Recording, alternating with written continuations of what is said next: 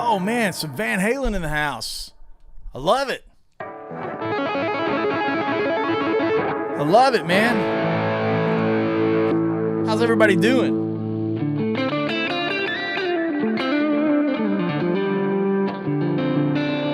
Talking song retention, touring, all of the things.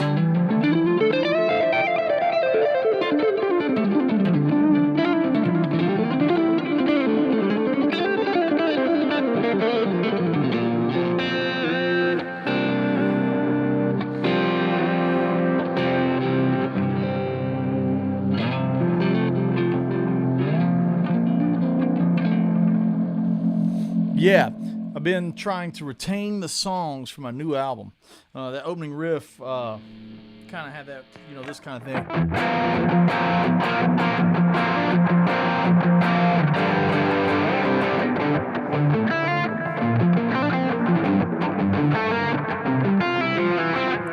That's one of the new songs from the new album, title track. The title track, and it's got some interesting moments in it that it's like I'm trying to retain. I go through and I learn the songs. Obviously, I write the songs, I create the songs, and then I modify the songs in the course of their birth and their recording. Things get moved, nudged. Maybe a string section's introduced. Maybe a banjo shows up to party. Who knows? But the important thing is going back and hitting the parts that I need retention on. And this is something that I struggle with. I think we all struggle with it, but it's more something you just got to be conscious of. What are the melodies? What are the things that keep you tied in? What is it? So for me, it's like I was working on this thing a little bit, kind of switching around some stuff just for fun.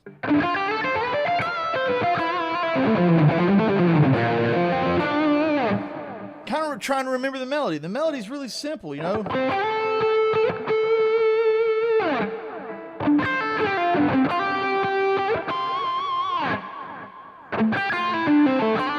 that's sitting over a 4-chord.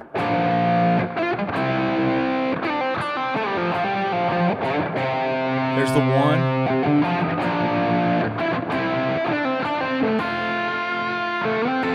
We're going to the 4-chord, which is this sound.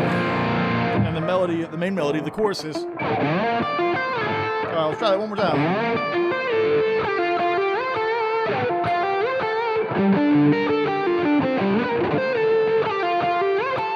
And so these finger stretches that are like in this melody, it's like I'm trying to remember not just the notes that I've got to play, but which, when I'm stacking things out. Like which order, which finger grabs which note. It's like finger positioning is what I'm trying to retain, right?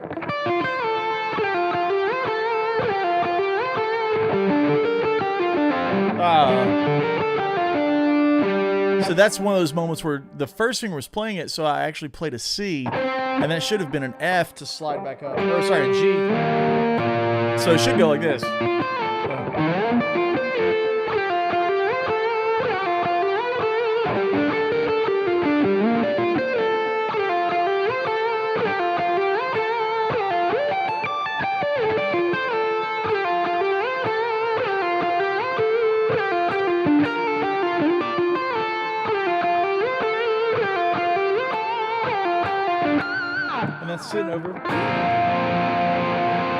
Sitting over that 4-chord to make it sound real sus.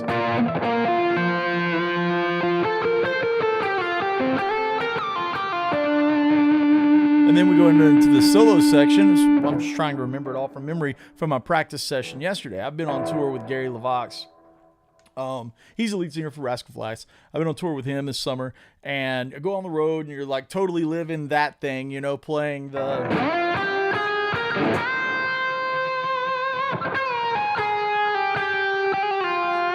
those solos.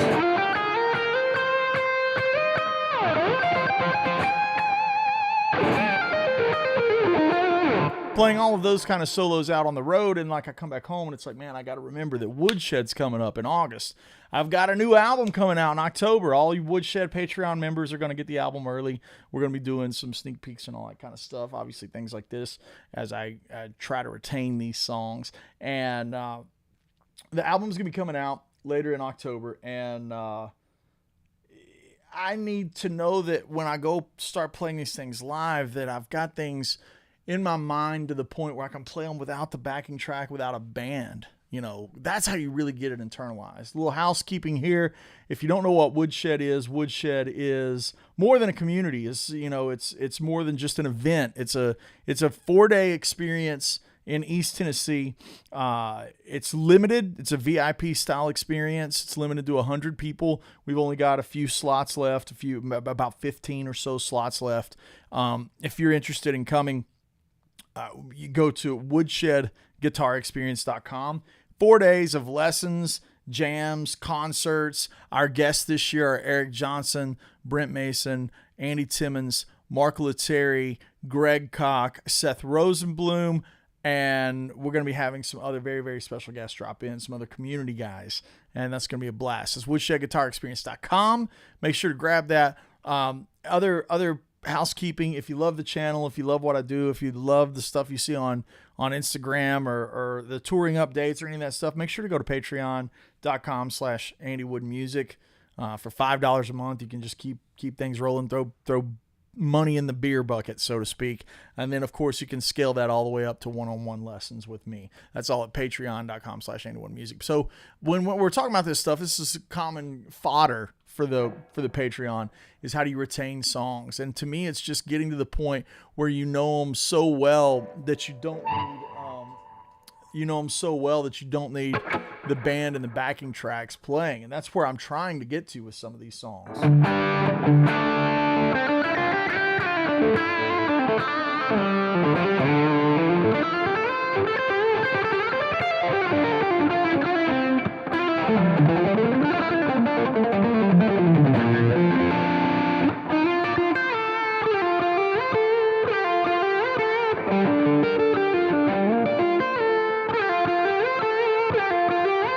So I didn't mess up just then, but I felt my body get stiff, like I didn't know the right answer. So that's one thing I want to try to avoid. I want to try to stay as flexible, as loose as possible. So I'm going to go back in and play that section again and see just how much of my body language I can control, right? Get the breathing right, get the shoulders right, to where it's just something that feels natural when you play.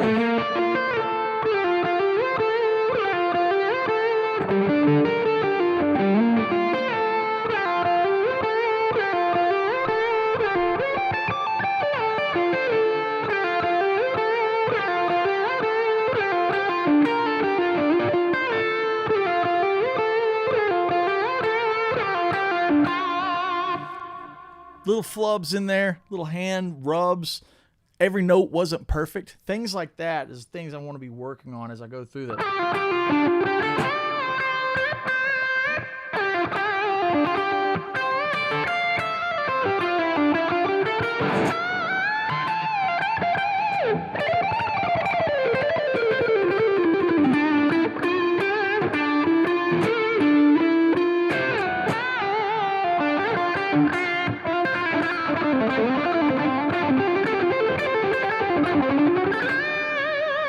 That note was sharp. That's what I was looking for.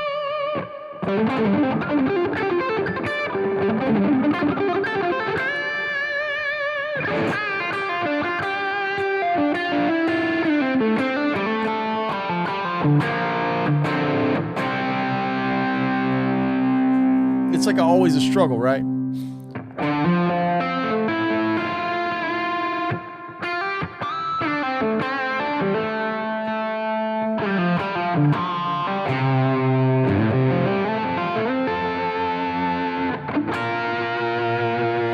Another line in there that's really tricky.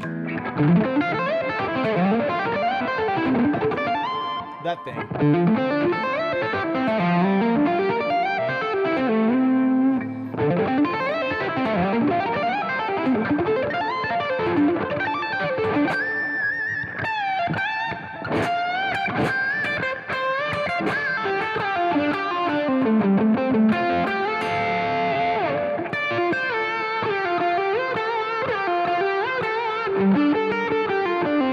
That's the total vibe right there. Like trying to get it relaxed. I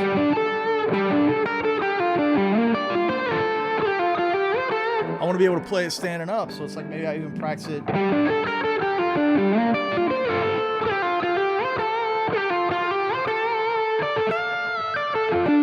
This strap is a little low for where I'll be playing this stuff live.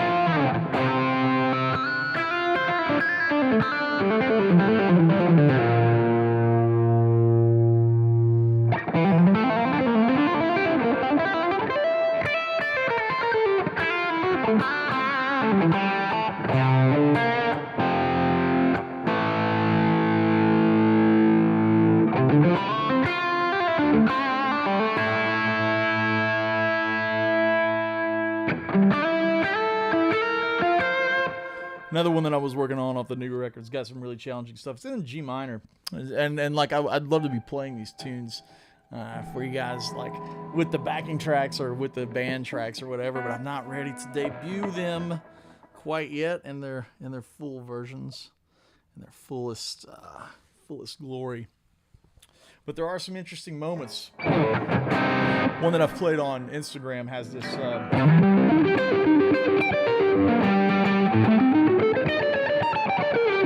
That thing is a real monster.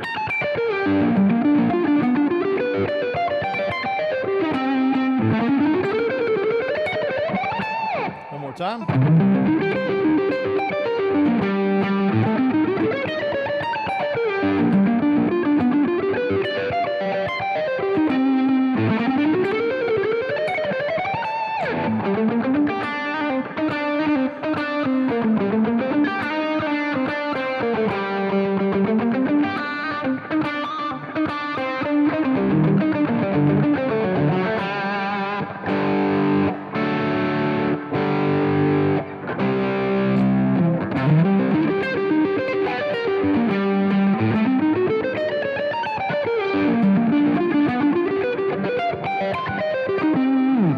So we got a great question here. How much of your nuance changes from initial recording to after you've toured?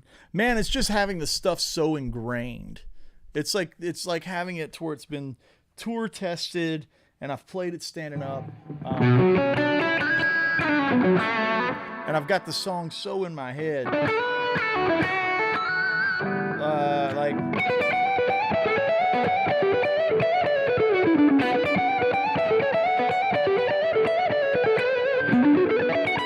That's like one that I've played so much live.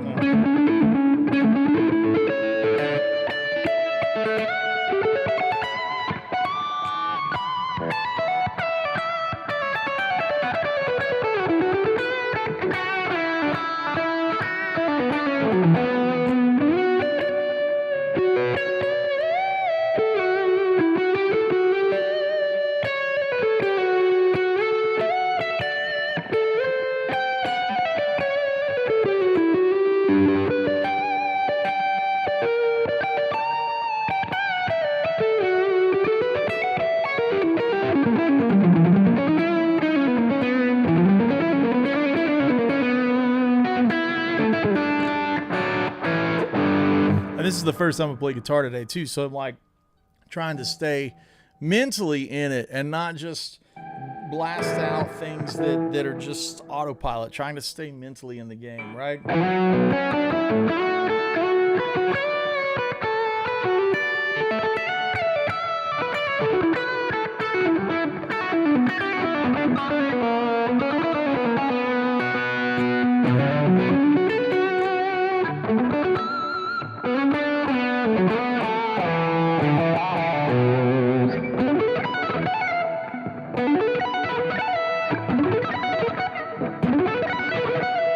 Trying to get that super clean.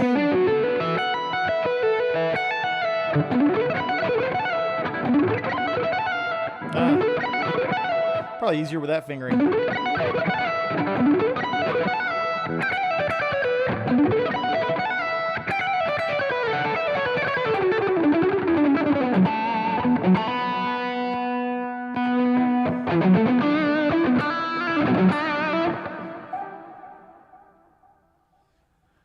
Let's try it with a backing track. I haven't played this in a long time. I play it in every show, but we haven't done any Wood shows in a long time.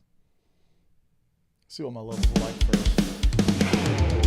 Not bad.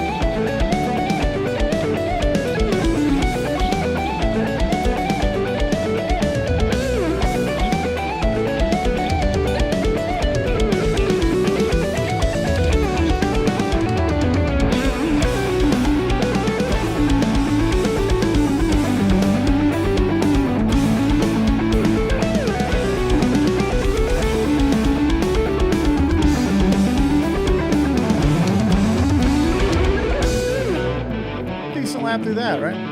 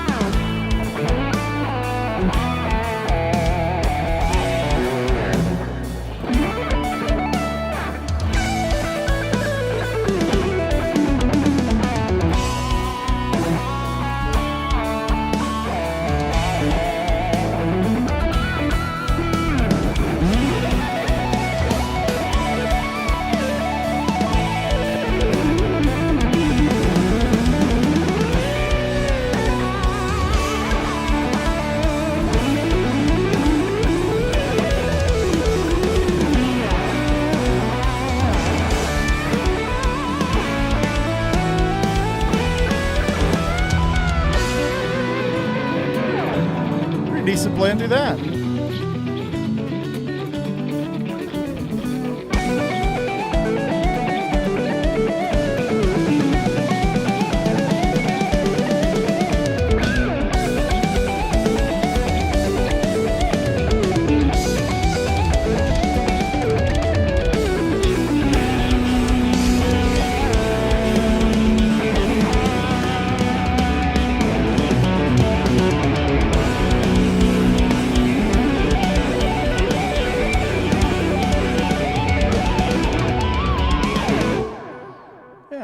Okay. It's good tapping stuff. Get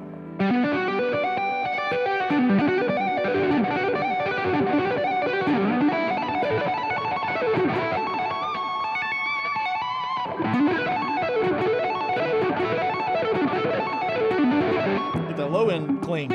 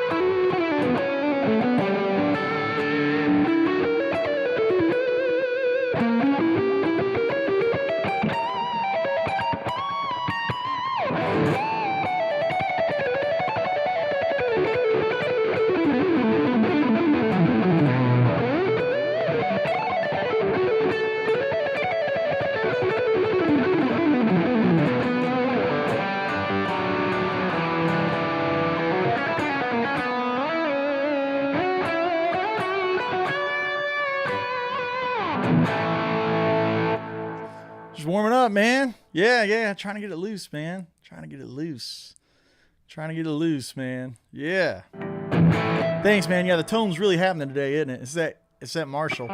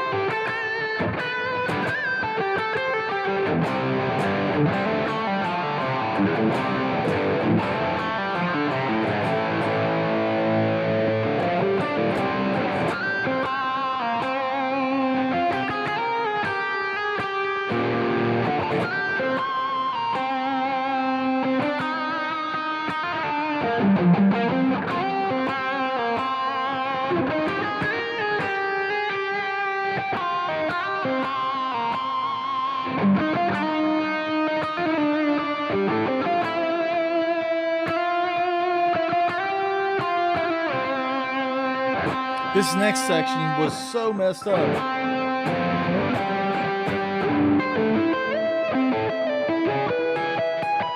That thing.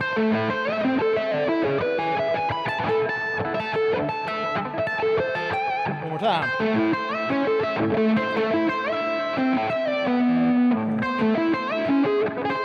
I can't do it.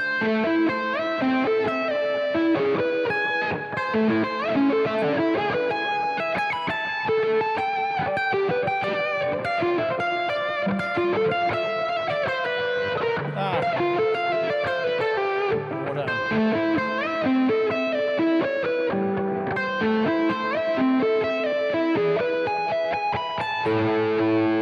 It's so hard.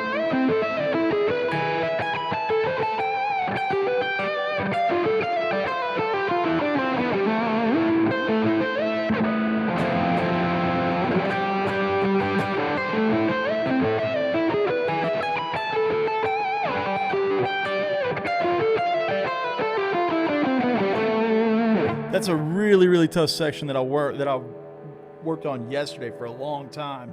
Coming out of this.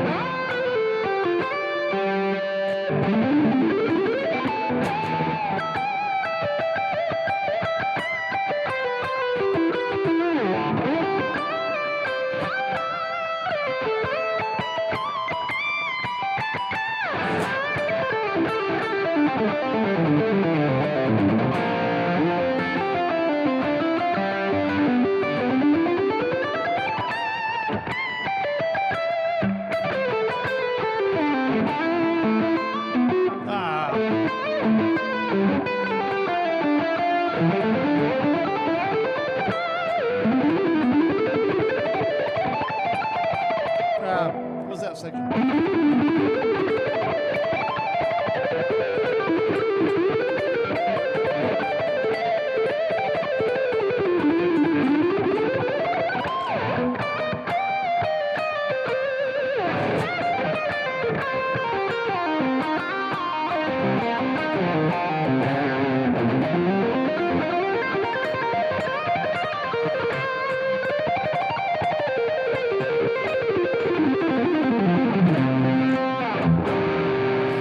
Plenty of difficult stuff in this thing.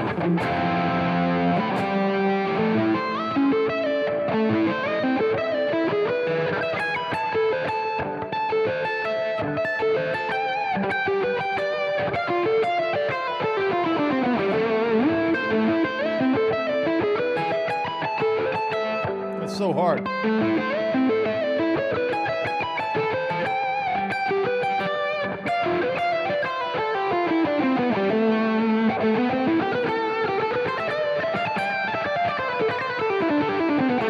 Andrew Collins is saying, is he teaching or just playing? I'm talking about and trying to exemplify retention, right? Like, what's it like to retain something that you worked on the day before? I haven't played that section since I recorded it months ago. And when I recorded it, I was obviously in shape with it and I knew it really inside and out. Take a 2-month, 3-month break from it and then come back and try to play it. And that's like, I got to relearn the shapes and the fingerings that I was using, not just the harmonic and rhythmic structure of it, but the shapes that the fingers are having to use to navigate those. Because of the nature of the tuning of the guitar, right? Like, guitar is tuned real dumb. It's like, E to A, A to D, D to G all makes sense, but then G to B. It's like, why do we have a third in there? What's happening? So anyways, yeah, it's like, it's about like trying to retain. How do you learn something yesterday and then retain it? Dustin is saying, when you're developing that hard part you just played, did you have to get it down somehow in a raw format first, or did you fear forgetting the part? Yeah, it's like I worked up the part, and the part was actually just kind of an auxiliary section. The main melody line has got this really singable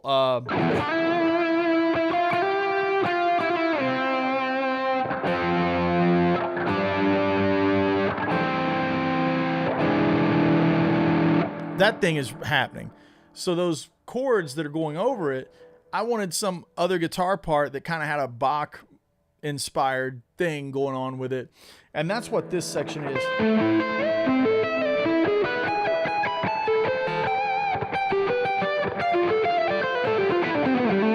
So like that was inspired to be a production part on a song.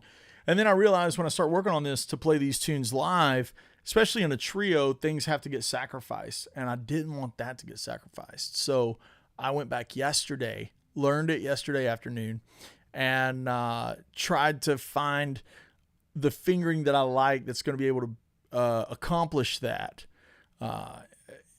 consistently live is what I'm trying to do. So today I'm just kind of playing this stuff for you, but also just talking about the retention. Yes, we do have something very, very special for you guys. We will be announcing the winner. The winner is contacted, and we've got everything done and signed for the PRS. The backing track, SIR scholarship. You're going to want to do those. Anybody that's not been contacted, you're going to want to do the SIR one. Also, if you've entered the contest, keep an eye on your inbox. We have a special offer for you guys that didn't win. So just keep an eye on your inbox. The announcement for the PRS is coming very soon, but just, no. Kumar, I'm not talking about being in Tom Quell tuning. I'm talking about actually Tom's tuning makes more sense. This is just standard tuning. And I don't think standard tuning makes a lot of sense from a instrument standpoint, because like fiddles and mandolins are tuned in fifths, or you tune completely to an open chord, whereas the guitar is like this hybrid where it's like the top of it's kind of, the middle of it's kind of an open chord, but the rest of it's not. So it's really weird. Billy Wagner is saying, how often do your mandolin licks creep into your guitar playing? I mean, they're in my compositions for sure. Like this whole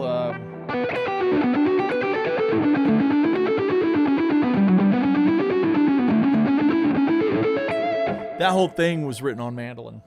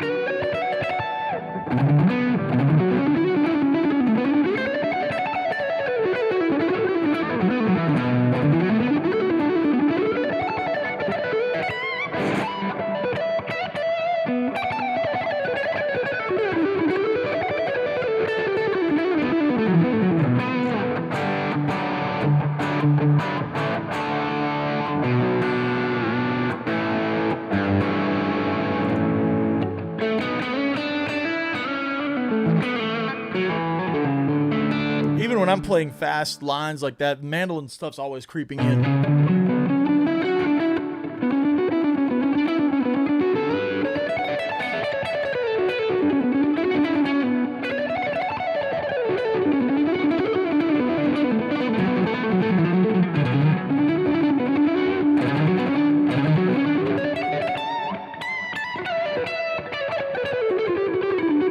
All the mandolin stuff is always kind of there.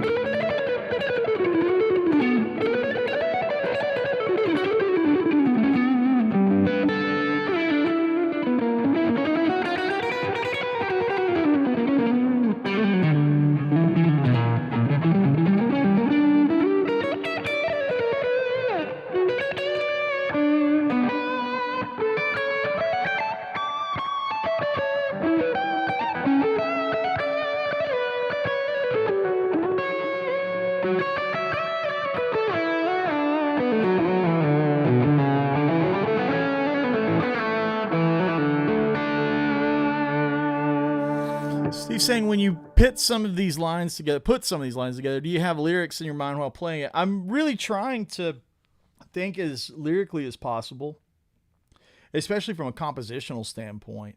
I want to have tension and release throughout melody lines. Also like space and repetition. So like a new song on the new album's got this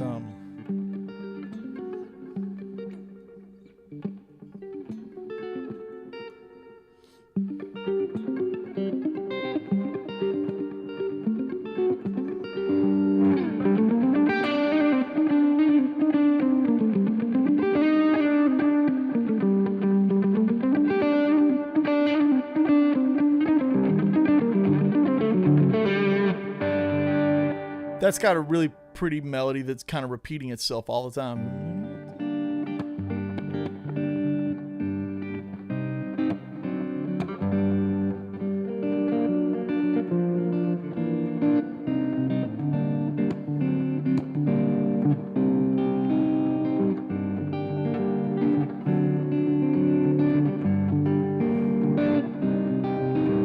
That, and so that all of that sections of it.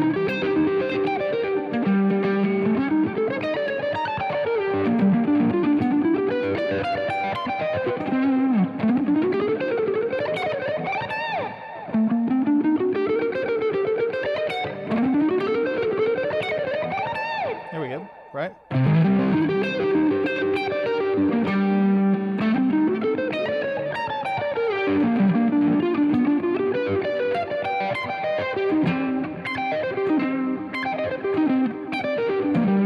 See how those kind of are reflections of each other in the melody. Right?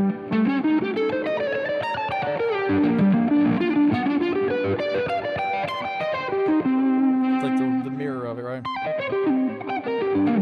Yeah, and then the 5 chord.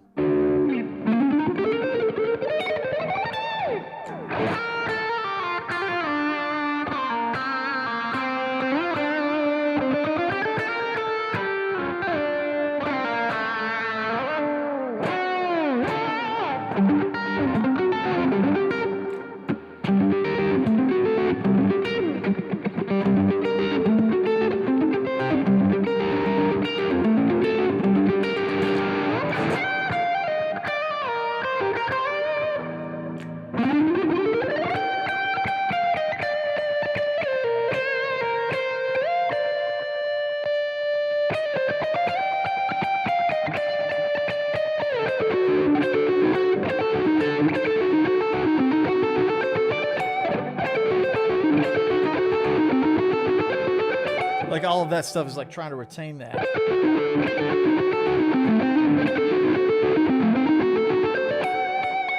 Right?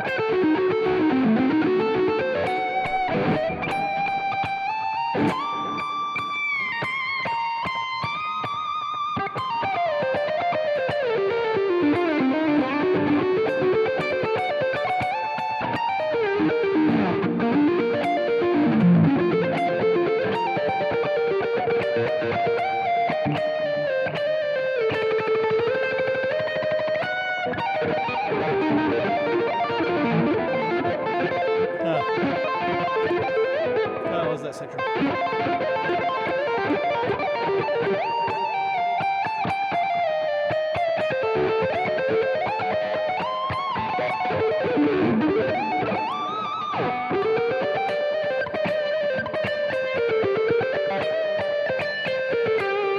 Right?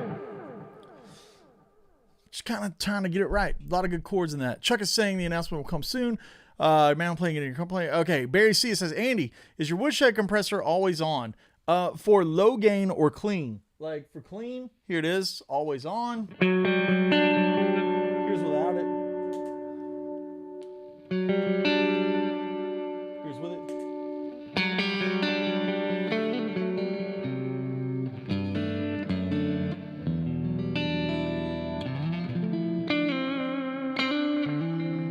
Yeah.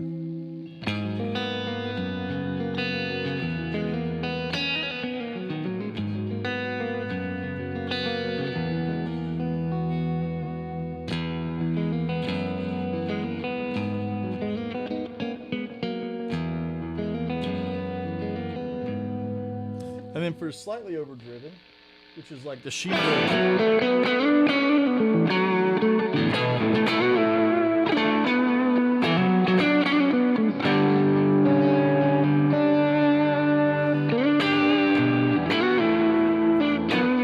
Oh, sorry, I got something in my nose.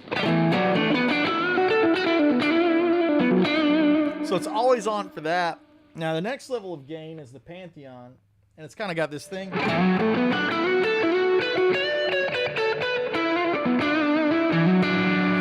And it's not on there. But now when I turn it on, that's a little bit nice for...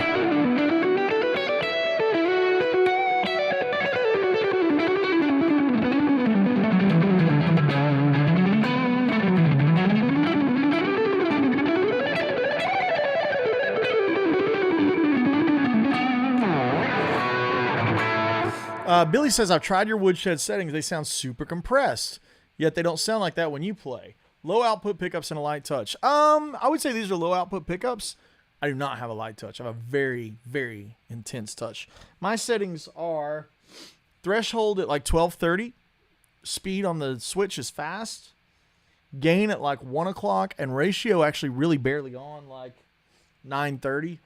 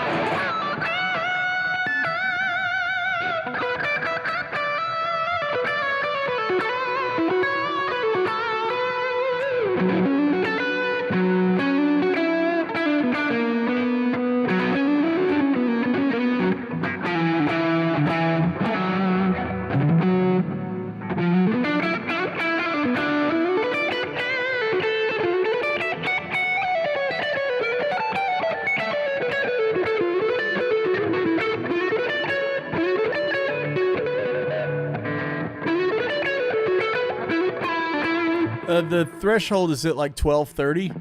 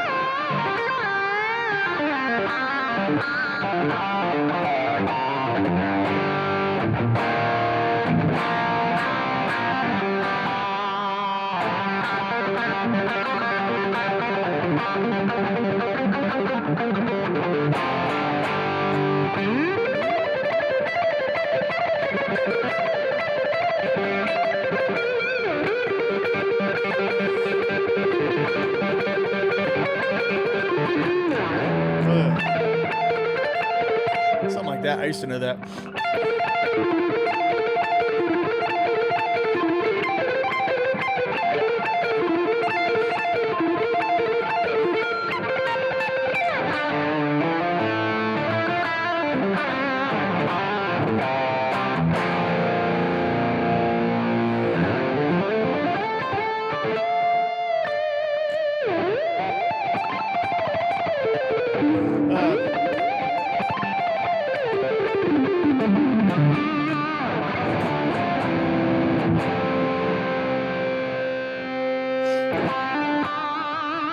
You and Pete Thorne should collaborate on an amp in the Zone video with the EJ Marshall. Yeah, I mean, I'd love to. I definitely want to get Pete out to Woodshed and have Pete try it, man, for sure. I think it's a really special amp, for sure. It sounds so good, man. Just a really, really great sounding amp.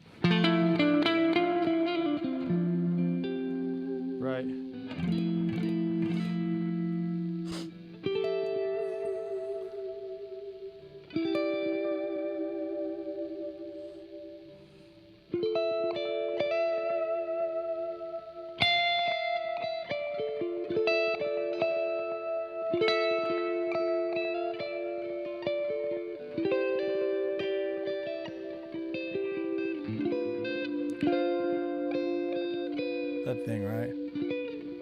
How do you get that audible click when picking that really separates the notes? It's just in how hard my right hand is.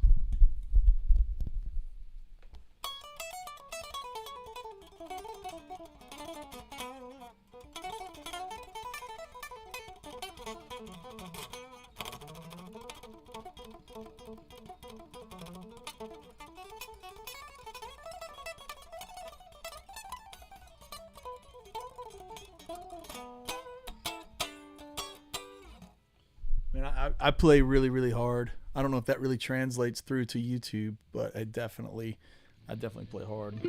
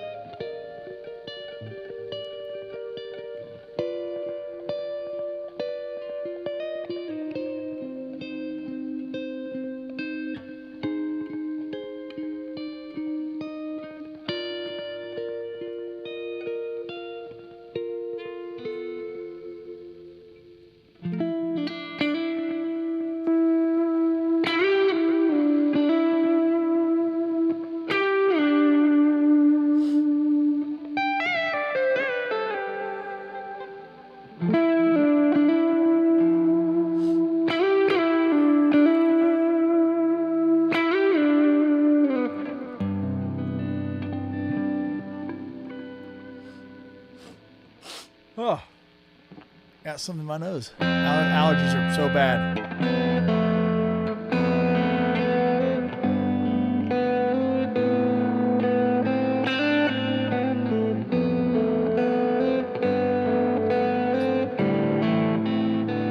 Billy's saying, what picks are you using? I mean, on a acoustic guitar, I use a Blue Chip CT55.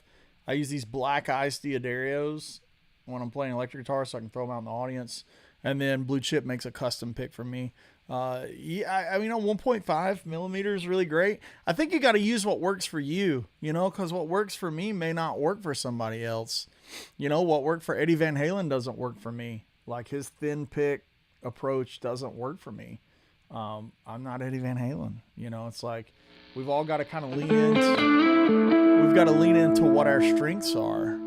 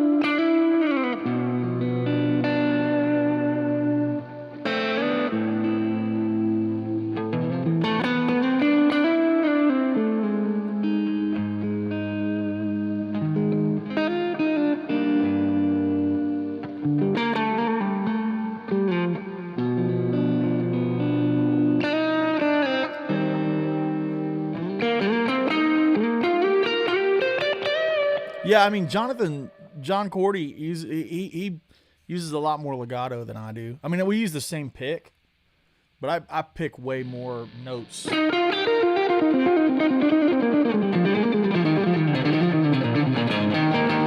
mean, I like that kind of thing. Sorry. Like, I'm going to pick all those notes, right? Andy, can you play like Michael Firkins? I find it trying coming from. I mean, like a lot of people ask me about Firkins. He's a great player. I've never really listened to his music or anything like that. I was always a Steve Morse kid. Michael's a great player, though. It's no doubt about it. People say that I do things that sound like Michael, but I didn't get it from him.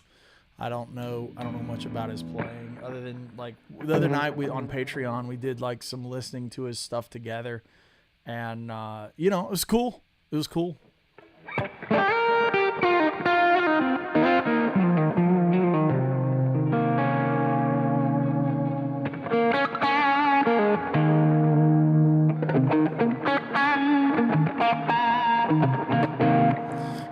Pete's saying, I tried Jazz 3s for a while and going back to normal size picks.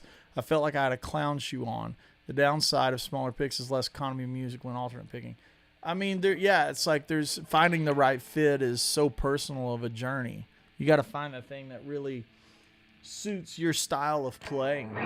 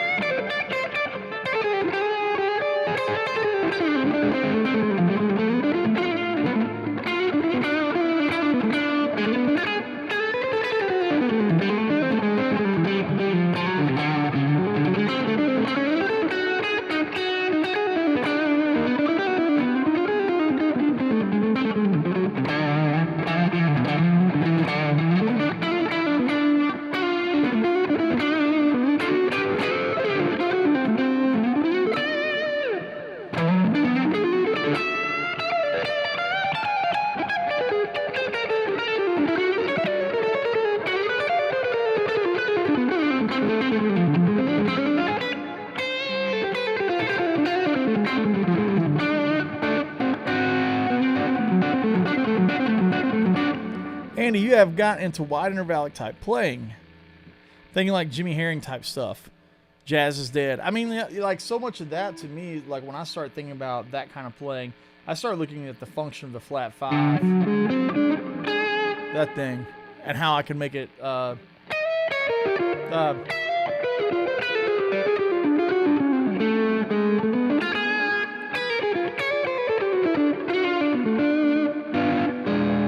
kind of sound.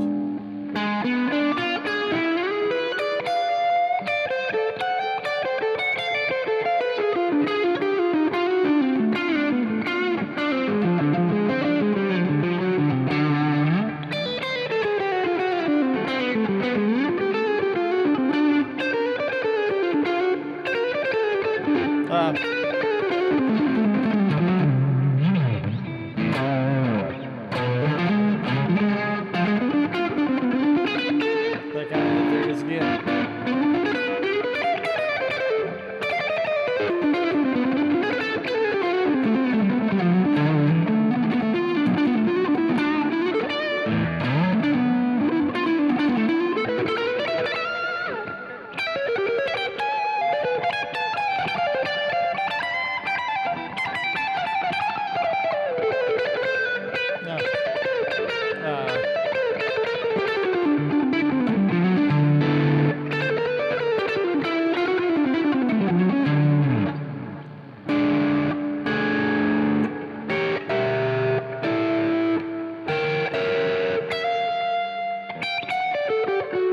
All that natural resolution, right? I mean, yeah, we all are kind of influenced by Steve, especially.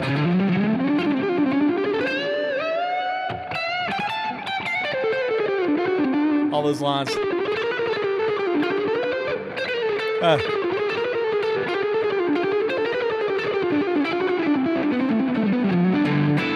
All those kind of things are totally like Morse isms that I cop all the time. Yeah.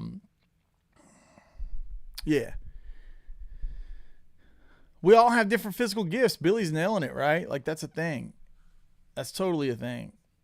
And Pete is saying they're still linear, though. I'm talking about more wide leaps. I mean, it's kind of weird because I don't hear Jimmy that wide. I mean, we could be listening to different things. I've got his solo album, and it's not really that wide. It's more like the way Steve plays. You know, it's when it's moving. It's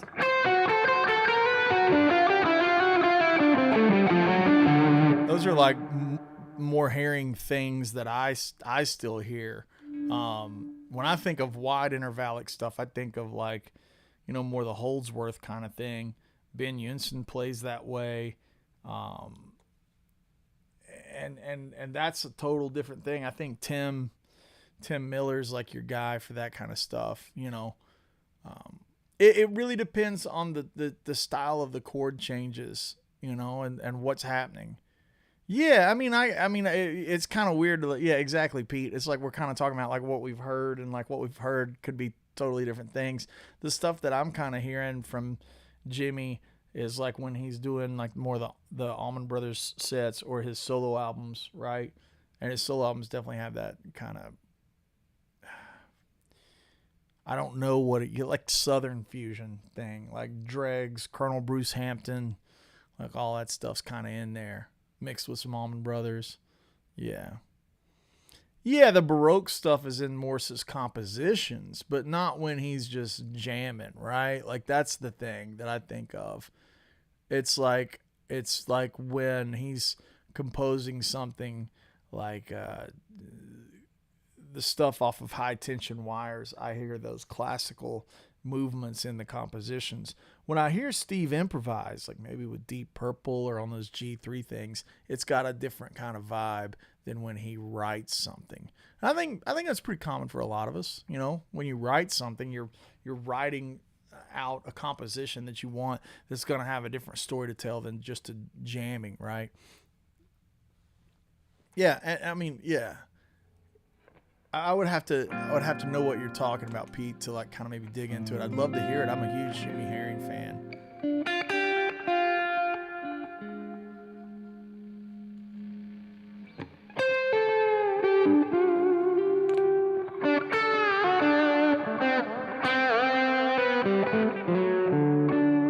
Totally, Taylor.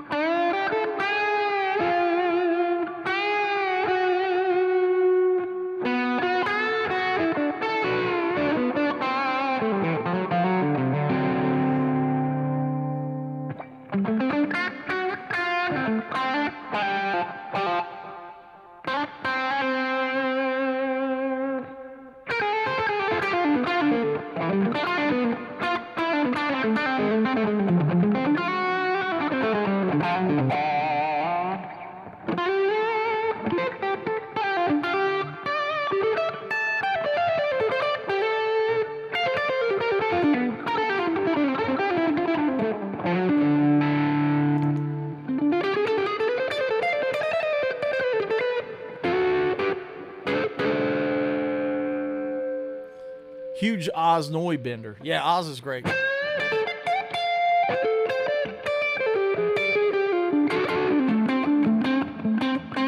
Yeah, he plays great stuff, man.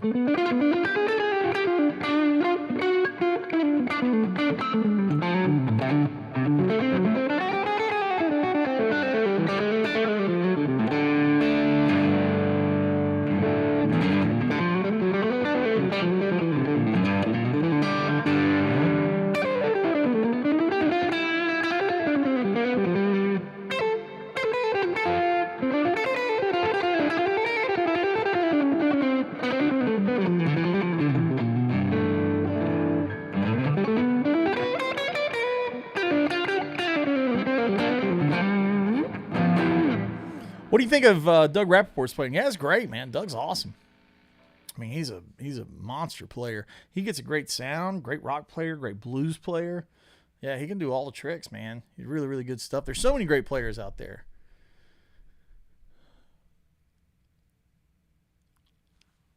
Yeah. He's got really great, interesting bends, man, for sure.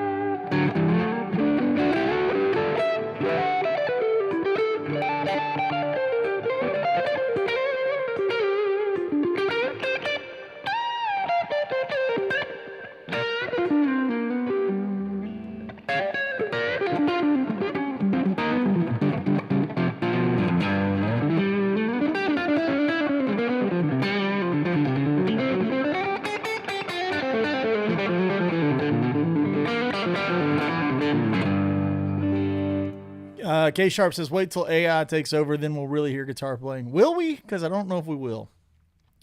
Not against AI. It's fine. I just don't care. It's like that it doesn't matter to me. So everybody's getting in debates about it, and I'm just like, man, I don't care. That's not the kind of thing that I think is interesting.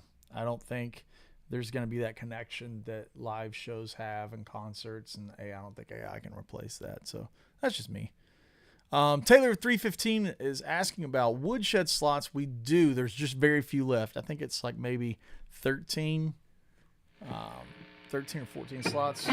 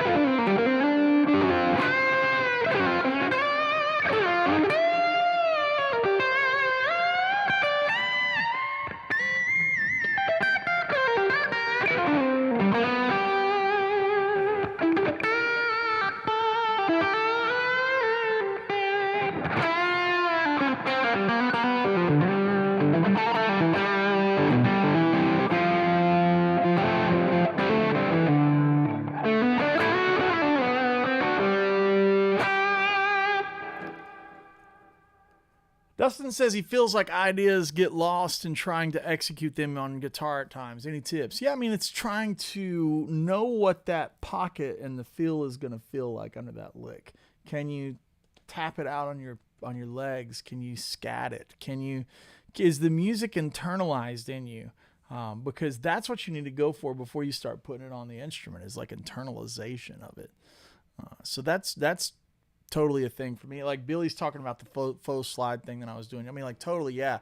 Like I've got that internalized to the point where I know what that's supposed to sound like with a slide, and I feel like I can assimilate it fairly easy.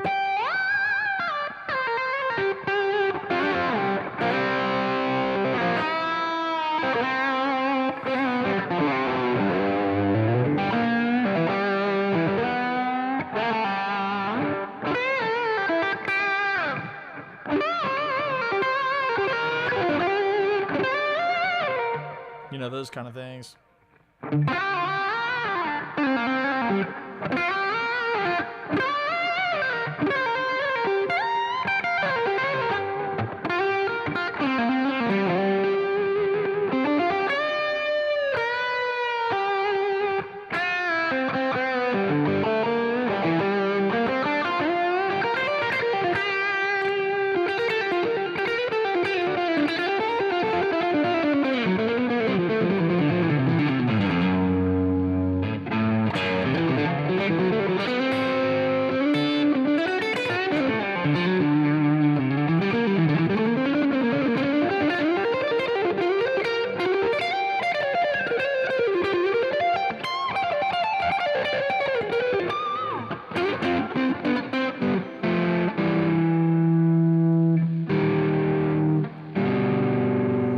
Side tangent question. Anybody signed up a little while ago to the Patreon? Where's the section for the beginner-friendly lesson stuff?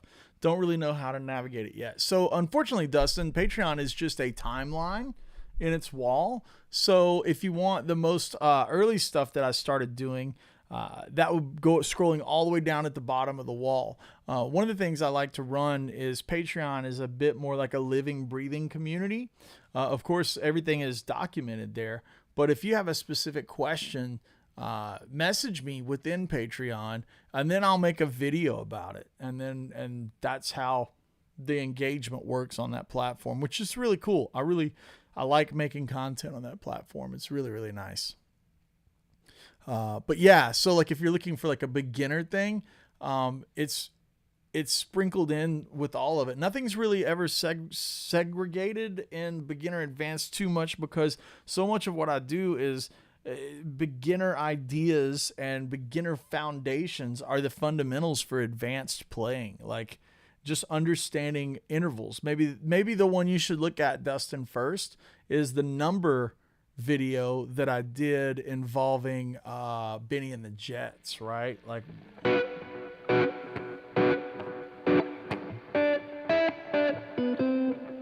I talked about how everything is like a 2 minor, 5, 1,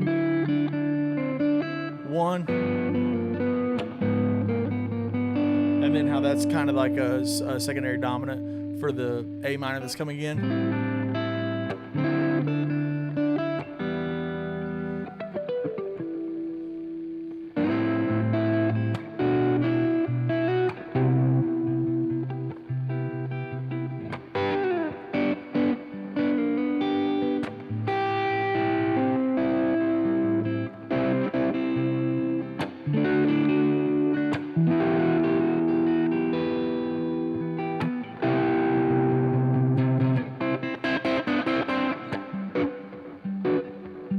So I think if you're looking for beginner stuff, that'd be a great one to start because it's teaching the basic fundamentals of intervallic knowledge using a tune that we all like, or at least I like. I like Benny and the Jets. I like Elton John. He's awesome. So that's just my thoughts. Again, if you have a specific topic you'd like discussed on Patreon, just message me there, and I'll make a video on it, and we'll discuss in depth in the comment sections, and that's kind of how it works, is like a community, right? So if you're interested in that kind of thing, make sure to check it out. Dustin, since you're on there, it's a thing where establishing the conversation of the topic that you'd like discussed, and then we go in and kind of peel the onion back and start getting in there and looking at it together. And oftentimes I learn plenty. I'm still such a student of the instrument that I want to learn as much as I can, not just be a guy that's trying to help lead, but a guy that's also on the journey with you guys, for sure. So yeah, Pete, please give me some of that Jimmy Herring stuff. I'm going to take a few minutes after this stream and dig into the tunes that I was working on yesterday and see if I've internalized those where I need them to be. And then what we'll do is we'll take a break, and then I'll come back in and we'll do some Patreon stuff and go from there. So yeah, maybe we'll just internalize them live on Patreon. That'd be kind of cool. So yeah, again, we'll be announcing the PRS winner for the Woodshed Guitar Experience. We have a few slots left. It's very, very limited. Like I said, 13, maybe 15 slots total left. And if you're interested in that, please contact, and there, those slots will be most likely disintegrating as the next couple of days go by. That's going to be August 24th. And again, that's Eric Johnson, Brent Mason, Greg Koch, Mark Lettieri, Seth Rosenblum, Andy Timmons. Jeez. Killer lineup. So come hang with us. We'd love to spend 4 days with you. Beautiful lakefront property. So with that said, if you're interested in keeping the channel going, I appreciate you. Make sure you like, subscribe, share it with friends, all that kind of good stuff. And we'll go from there. Hope everyone has a fantastic week. And I'm going to go practice.